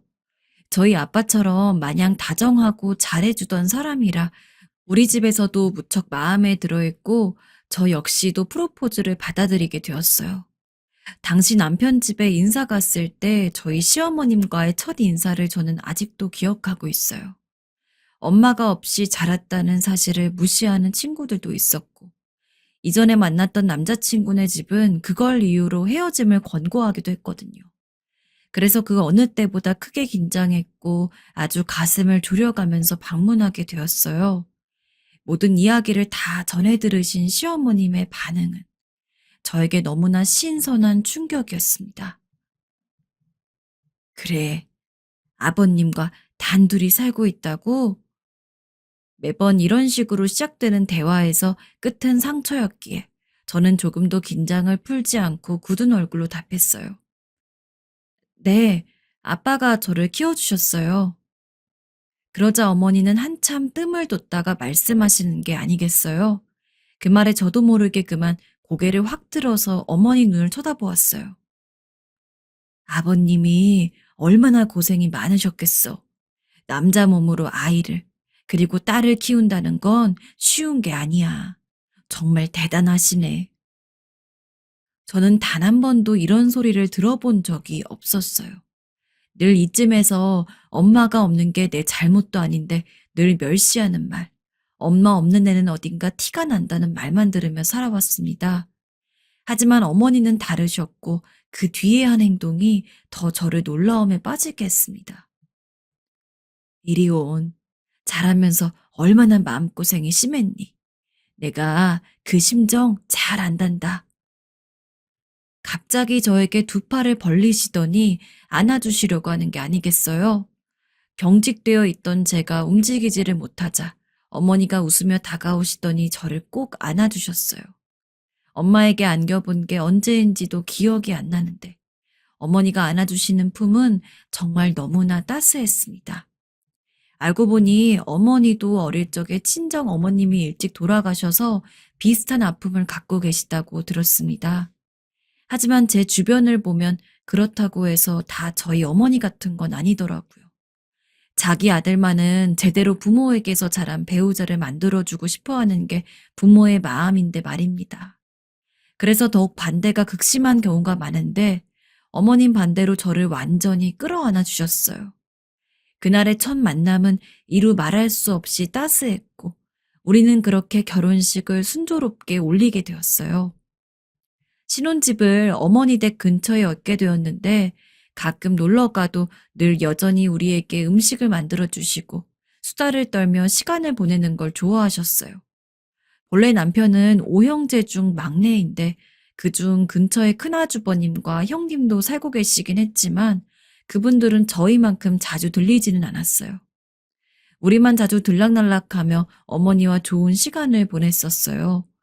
당시에 형님을 몇 번 뵙긴 했지만 낯을 많이 가리시는 것 같기도 하고 그다지 어머니와 좋은 사이를 유지하고 계시는 것 같진 않았답니다. 궁금해서 남편에게 물어보았더니 의외의 대답을 하더군요. 음, 우리 형과 형수님은 좀 무뚝뚝한 편이셔. 엄마는 당신과 나처럼 살갑고 이야기 많은 걸 좋아하니까 아마 성격 차이인 것 같아. 엄마도 굳이 서로 맞출 필요 없다고 하시니 형네도 자주 오진 않아. 아, 그렇구나. 그런 이야기를 들으니 달리 할 말이 없더라고요. 새삼 우리 어머니는 이 또래 시어머니들답지 않다고 생각이 들기도 했어요. 좀 더 표독스럽고 자기 주장대로 하시는 분들이라면 그런 거와 상관없이 며느리를 수시로 불러들일 수도 있는데 말이에요.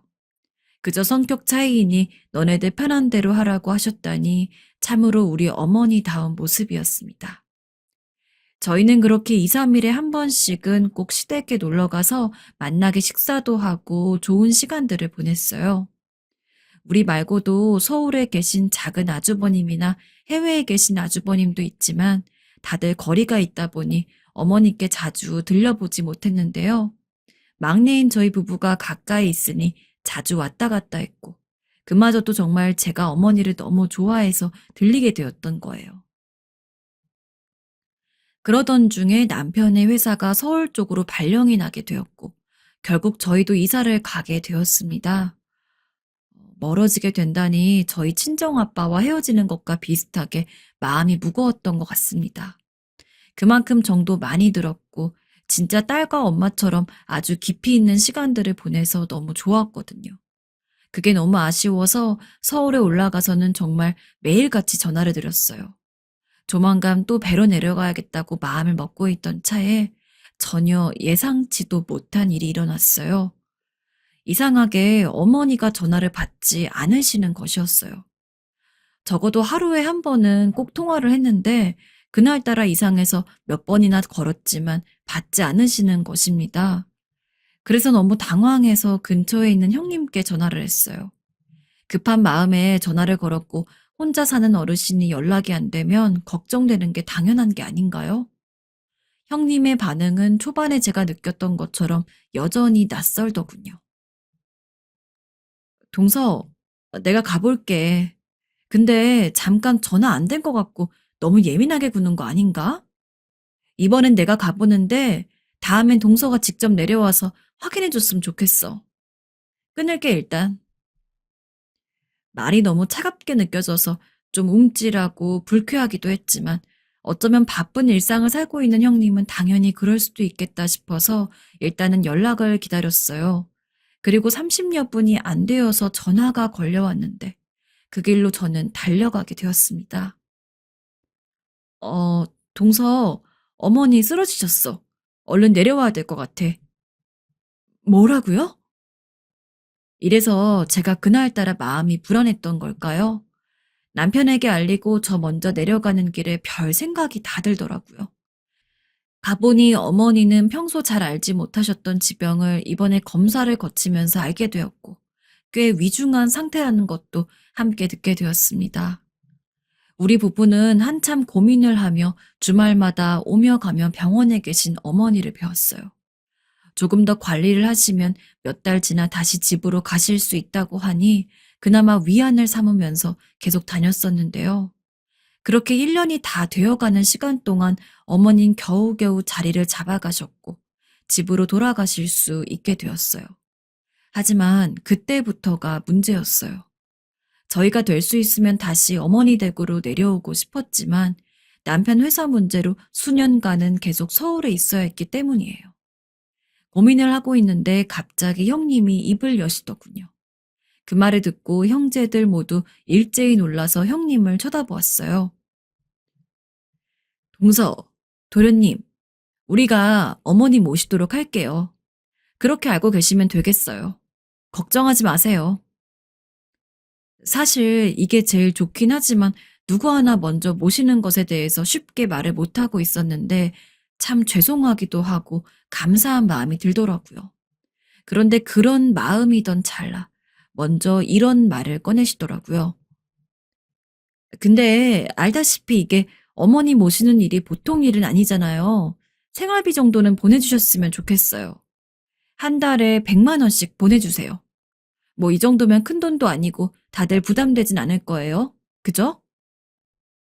아, 네.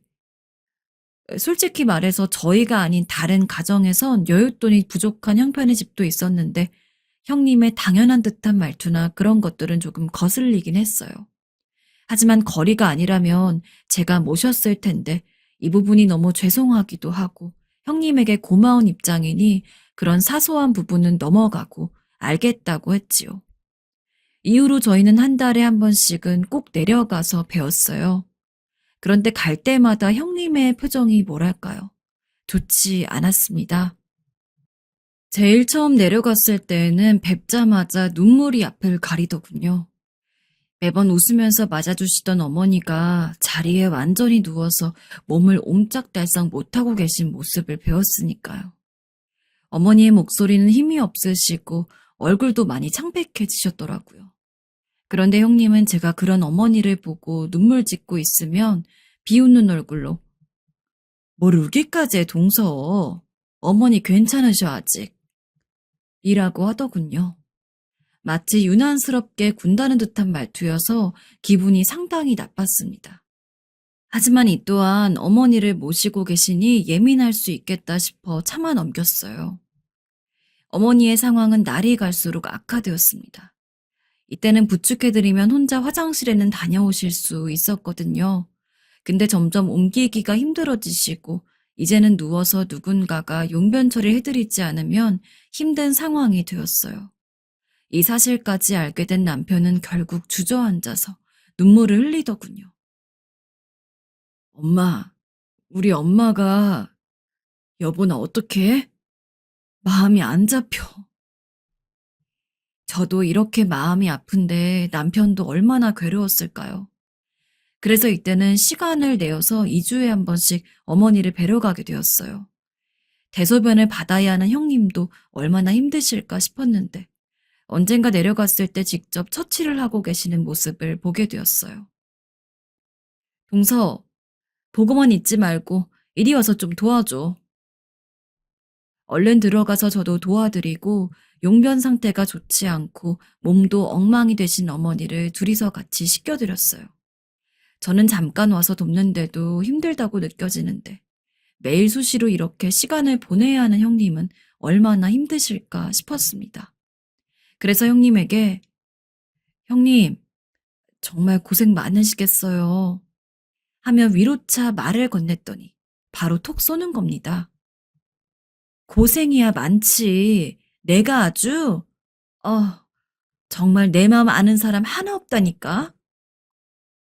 그런데 그렇게 열심히 고생하신다는 형님의 말과 달리 어머니가 용변 처리를 잘 하실 수 없게 되어 그런지 어머니 방에서 냄새가 너무 많이 나더라고요. 방이 너무 어지럽고 환기도 잘 안 되었고요. 솔직히 어머니의 몸 건강도 중요한데 그런 방에서 생활하신다고 생각하니 가슴이 갑갑해지고 걱정도 되었습니다. 근데 형님은 제가 방을 청소하고 있으면 와선 도와주진 않을지언정 제게 그냥 냅둬. 어차피 더 더러워질 텐데. 라며 말리려 들더라고요. 절로 짜증이 났습니다. 결국 이 상태로는 어머니도 힘드시지 않을까 싶어서 조심스레 의견을 내게 되었어요. 형님, 어머니 모시느라 너무 힘드실 것 같은데 혼자 용변 보시기도 힘드시고 차라리 간병인을 부르거나 요양원으로 모시는 게 어떨까요? 제가 오는 길에 알아본 곳이 있어요. 남편도 얼굴을 양손으로 꽉 부여잡고 아무 말도 하지 않은 채 제 옆에 가만히 있었어요. 둘이 어렵게 낸 의견이었거든요. 그런데 이후로 돌아온 형님의 답변은 너무나 당황스러웠습니다. 마치 가만히 있다가 뺨 맞은 마냥 얼마나 온몸이 얼얼하고 떨리던지요. 동서, 맨날 그렇게 말만 꺼내면 다야? 어머니를 가족 이상으로 잘 모실 수 있는 사람이 어딨어? 몇 번 오지도 않으면서 그게 그렇게 거슬려서 어머니 요양원에 넣어버릴 생각이야? 자기 참 못됐구나. 저는 그런 의미로 말한 게 아닌데 형님은 팔짱을 끼고 저를 날카롭게 노려보시더군요. 이윽고 이으시는 말에 제 남편까지 놀래서 사색이 되었습니다. 자꾸 그렇게 거슬리게 지적할 거면 오지 않았으면 좋겠어. 매주 사람 들락날락거리는 거. 어머니도 나도 불편해. 아주버님도 아시겠죠? 앞으로 전화만 하고 그만 오세요. 너무 놀라 흘끔 큰아주버님을 보았지만 아주버님은 형님과 같은 의견이신 건지 뭔지 등을 돌리신 채 아무 말씀이 없으시더라고요.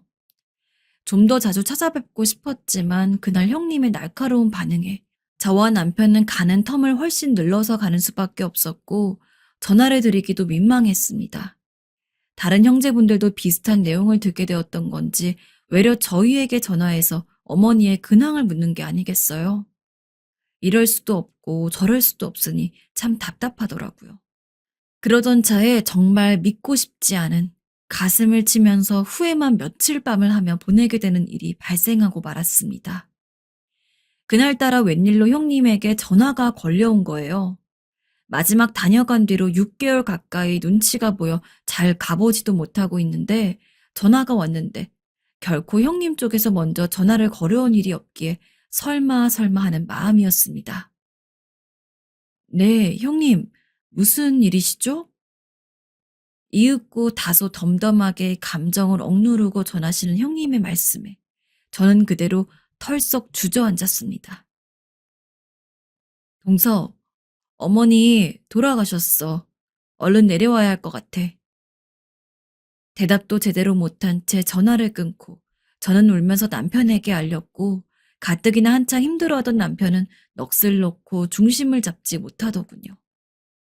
아버님이 돌아가신 뒤에 오래도록 어머니와 같이 살았던 막내였기에 아마 더 힘들지 않았을까 싶었습니다. 그렇게 저희는 분주하게 내려갔고 각 지역에서 다른 형제분들도 오셨어요. 병원에서 돌아와 형님 댁에서 머무셨던 5년여간. 아무리 그래도 좀 더 자주 갔어야 했는데 마지막에 그렇게 망설이고 고민만 하지 말고 그냥 자주 왔어야 했나 싶어 억장이 무너지는 것 같았습니다. 괜히 형님에게만 모든 부담을 지우고 힘들게 해드렸던 것 같아서 어머니와 둘 다 너무 고생스러웠겠다 싶었습니다. 형님도 많이 지쳐 보이시고 장례식장에서 배웠을 때에도 몇 마디 없이 일만 하시는 모습을 보니 마음이 무척 무겁더군요. 그렇게 저도 그 자리를 도우면서 일을 보고 있는데 낯이 익은 분들이 조문을 오셨더라고요. 옆집에 사시는 어머니, 지인 아주머님들이 오신 겁니다. 저희 손을 잡고 다들 위로해 주시는데 무척 슬펐습니다. 그보다 더 오래 잘 사시는 분들도 있는데 아이고 어떡해 하면서 같이 슬퍼해 주셔서 참 마음이 아프더라고요.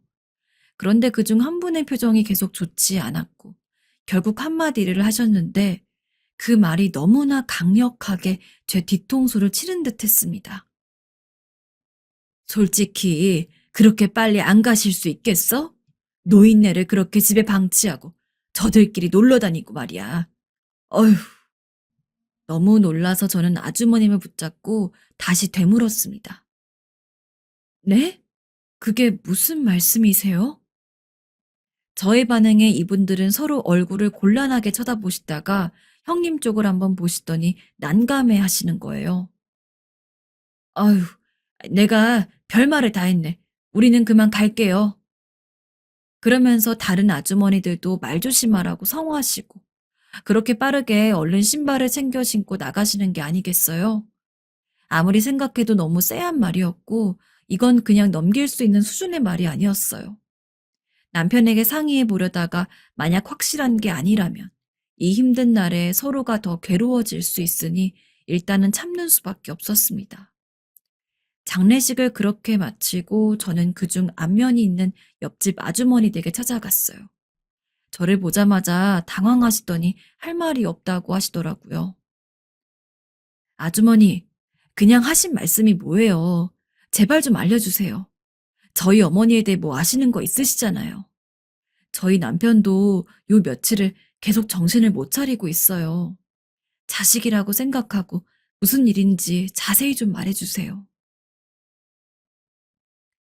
자식 이야기가 나와서 그런지 아주머님도 눈을 질끈 감으시더니 결국은 입을 여시더라고요. 근데 그 내용은 듣는 내내 너무 충격이어서 저는 움직일 수가 없었고 다리에 쥐가 날 지경이었습니다. 내가 별소리를 다 해가지고. 근데 솔직히 할 얘기는 해야지.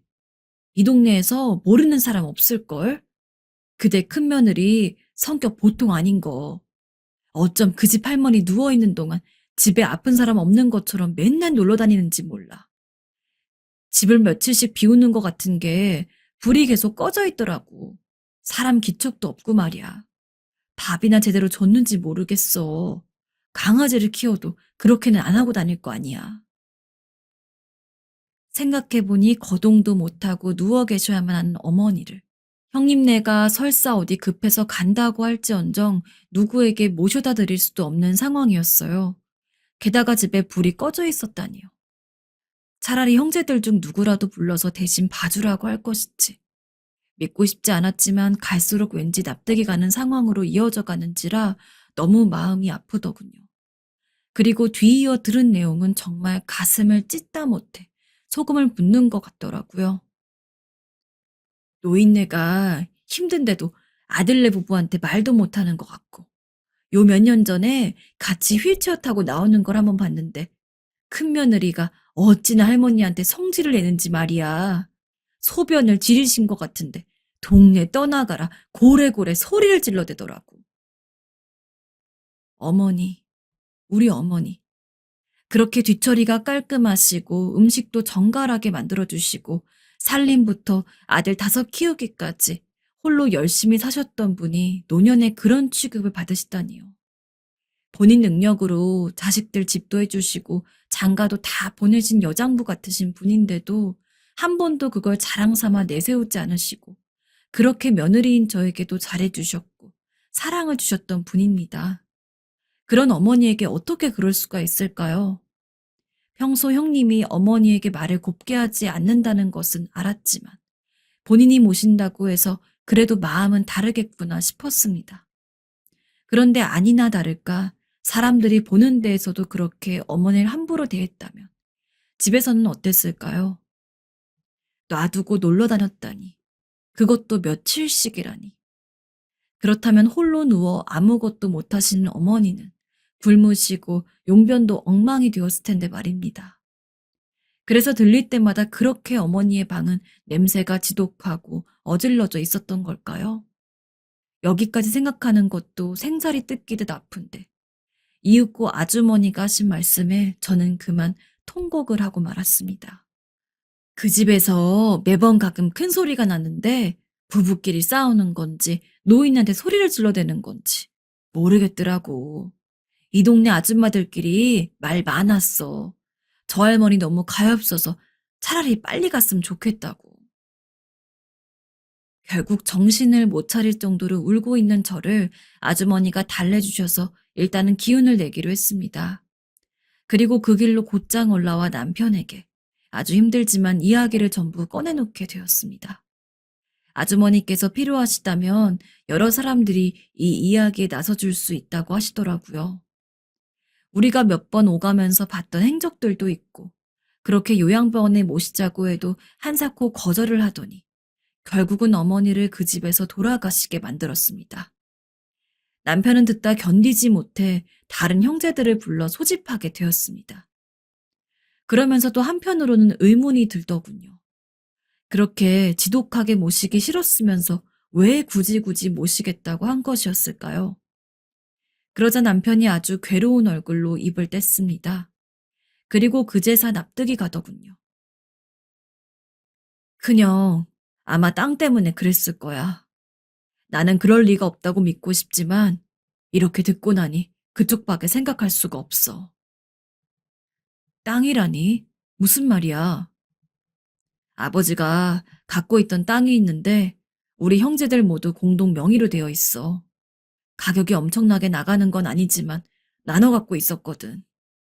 언젠가 집에 무슨 일이 생기고 누군가가 부모님을 모시게 되는 큰 일이 생긴다면 몰아서 주자고 예전에 서로 지나가듯 말한 적이 있어. 그리고 지금 생각해보니 우리 형제들이 어머니 모시는 대가로 100만 원씩 주는데 딱히 하는 것도 없는 형이 그 돈도 아마 욕심냈을 것 같아.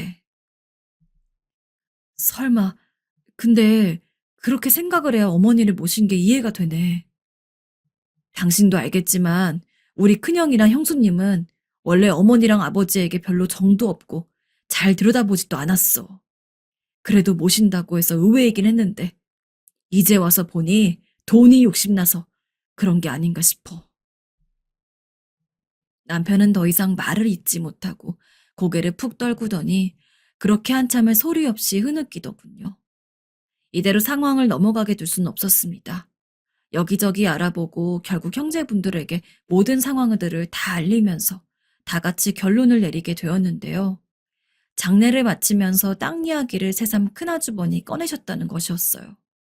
그리고 어머니의 시골집이 한 채 있으신데 그것도 세를 주었던 것을 이제 돌아가셨으니 처분을 완전히 하겠다고요. 당시에는 아주 당연한 이야기였고 우리 모두 시골집에 관해서도 그간 고생하신 큰아주버님과 형님께 드릴 예정이었어요. 하지만 그분들이 어머니를 모시면서 있었던 대략적인 과정들을 알게 되니 이것은 아예 새롭게 짚고 넘어가야 할 화제가 되었습니다. 멀리 계시던 둘째 아주머님을 비롯해서 미국에서 오신 셋째 아주버님, 넷째 아주머님까지 다들 난리가 나고 흥분을 감추지 못했어요. 이야기를 종합해보니 다들 어머니를 제대로 만날 수 없었던 것, 형님이 가운데서 맞고 자주 오지 못하게 하고 근황 안부도 입을 막아버렸던 것 등등 비슷한 입장에서 이야기들이 나오더군요. 게다가 동네 아주머니들의 말을 전해 들으니 결코 이 상황이 그냥 넘겨짚은 상황이 아닐 거라는 것으로 결론이 나왔습니다. 아니길 바랬지만 슬프게도 그게 맞을 가능성이 너무나 커 보였던 것이에요. 결국 모든 형제들의 결론은 그 전에 명의 이전을 해주기로 했던 땅도 다시 돌려받고 시골집도 팔아서 전부 어머니의 외가 쪽에 들이자는 것이었어요. 물론 이 말을 들은 형님과 아주버니의 반응은 보통 난리가 아니었습니다. 적반하장도 유분수였어요. 너네가 사람이야? 어머니를 그렇게 고생하며 모신 우리한테 어떻게 이럴 수가 있어? 정말 듣자 하니 우습지도 않은 말들을 해대가면서 그렇게 우리에게 칼같이 연락 못하게 하시던 분들이 밤이고 낮이고 문자와 전화 폭탄들을 날리고 있습니다. 정 필요하다면 동네 주민분들 녹음도 증거로 받을 예정이고 이후로 많은 법적 처리들을 알아보고 있으며 현재 법원으로 일단 상황이 넘겨진 상태입니다. 결론이 어떻게 나올지는 아직 정확한 것은 없으나 형제들 제각기 열심히 뛰어다니며 알아보는 중이에요. 일단 그건 그것이지만 제일 서글픈 건 아무리 그렇게 해봤자 돌아가신 어머니는 돌아오지 않는다는 것입니다. 이제 와서 후회해봤자 뭘 하겠냐마는 몸이 성할 때가 아닌 아플 때 그 누구보다 귀하게 대접을 받고 쉬셔야 했는데 그런 멸시와 모욕을 받으면서 생리적인 욕구도 제대로 처리 못하시고 얼마나 수치스럽고 고통스럽게 가셨을까 생각을 하니 아직도 가슴 언저리가 아파옵니다. 꿈에라도 어머니를 잠깐이라도 뵙고 결혼 인사 때 뵈었을 때 저를 안아주셨던 것처럼 저도 한번 어머니를 안아드리고 싶어요. 이제 와서 너무 지나버린 바램 같지만요. 지금까지 이야기를 들어주신 여러분들 감사합니다.